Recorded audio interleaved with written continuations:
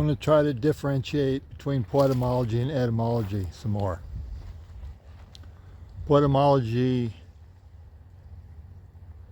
I think of as sort of a naive logic as compared to etymology, I call it vain logic. This plays off the mirological connection between naive and vain. They're backward poetymologies. I say this because etymology of a word is something you have to look up. It's something that's learned indirectly or directly from a book, say, or from someone who studied it. It's the history of the word, as a linguist might discover. Poetymology is iconism. It's more of a self-discovery. It evolves in the word so that children can access it as a mnemonic.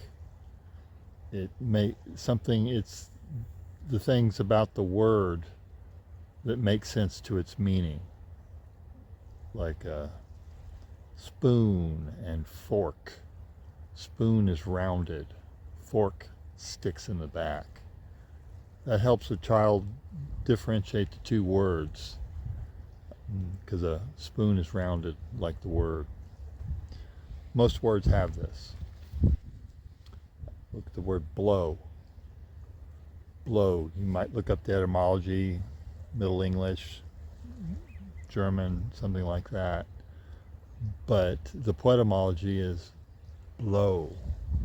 You can see it. You can feel it when you say the word. You're imitating a blowing action, and that W is the same as wind. It's a windy letter. What I've figured out is just that one is more unconscious and one's more conscious.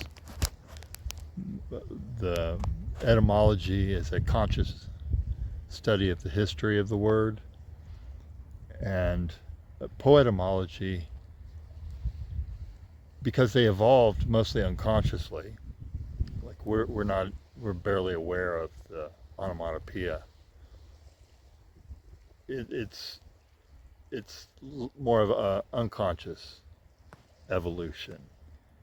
It speaks to our senses in a way that we might not even be aware of. It's feeling. Consciousness is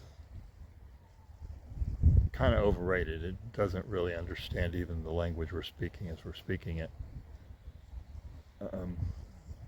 It evolved as part of our development in the same way that we don't really understand how our biology works. To some degree, our language is part of our biology.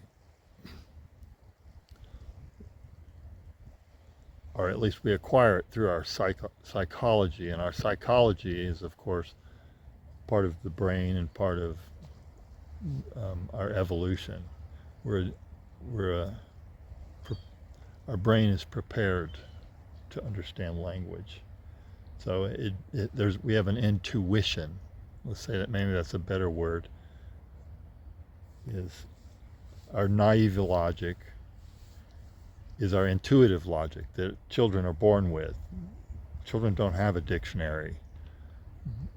They have to access language by listening and observing the faces around them.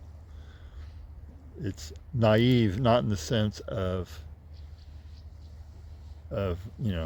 limited or not smart, but naive in that it's done by the individual on their own, not being told what the words mean. It's not assigned logic. It's intuitive logic, naive logic. That's what I call poetymology.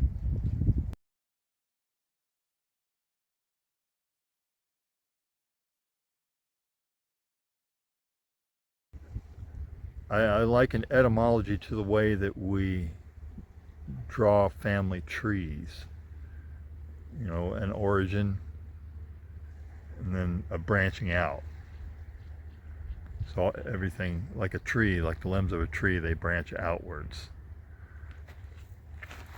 It's a linear. These are lineages, basically. Whereas I conceive of poetymology as different, it's less lineages and more of a field. Words don't necessarily descend from each other. They are, they're born of our psychology's interaction with the nature around us, and the traits. Our body, for one, you know, visemes, the way that words can be part of the face, the way the tongue is touching the tooth visibly. They're part of verbal gestures, which, like our body language, is often iconic. We're acting out, we're theatrically performing a story. Words evolved as part of that process. So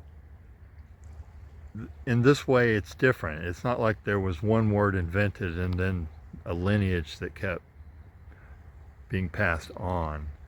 What I'm saying is that when you look at the poetymology graph, you're looking down the axis of time, and the words are swirling around the iconism, the poetic tricks, the poetic devices that comprise the words can be lost, picked back up, because our bodies are still the same as they were all along. You know, the verbal gestures have a commonality that doesn't go away, and so words can be reinvented, or iconisms, tropes can be reinvented, come out of nowhere. And so on the poetymology graph, it's like I draw it as the z-axis of time coming out of the page, and if you're looking back in time, you can see words coming and going over time, new words branching up and merging. I equate this a little bit to the way, you know, I live on a shore here, and the etymology graph is sort of like a graph of the upper part of the tree here, but I live on a shore where the trees avalanche in and get washed off. And if you look at the root balls, I don't see one available here, though that's one right there. But if you get a good look at a root ball, roots twirl around and they can grow back into each other. It's a different picture, and the poetymology picture is a little bit like that. Like a lot of times the imitative words will be said to trace back to some original Indo-European language, and that may be true to some degree, but I don't see it as one original language. I see it as a language, an underlying iconism built into our language that doesn't ever really go away, because we still have the same structures and faces and same brains as our ancestors do. And we have patterns. We are pattern recognizers. And so we still recognize, you know, bird calls and emotional expressions similarly to our ancestors. So words that pick up onto these parts of the nature around us are sort of, these traits are imminent. They're hovering around, and each generation is drawn towards them to some degree. There's just certain, like onomatopoeia can be similar across various languages, sort of like in the way that convergent evolution works. Wings can be invented by many different genre of animals, insects, birds, mammals. Similarly, that's why I draw in the graph of poetymology here. It's not as rational looking of a history as the etymology, because these forms can come and go. The lineages can be broken, but they can re-emerge because they come out of the substrate of our evolutionary psychology and its long relationship with nature and its own nature, human nature. So, poetymology versus etymology. Naive logic versus vain logic. Think of vain logic because it comes from the idea of assigned language, that some authority figured language out and assigned the words meaning, which is true. Also, but I think less true than we think when we actually start to recognize the naive logic in the words, the intuitive logic that probably grew unconsciously, evolved over time. That's poetymology. That's intuition. I think every language has its own intuition, and surely there's overlap to be found too in the poetry. So, poetymology versus etymology.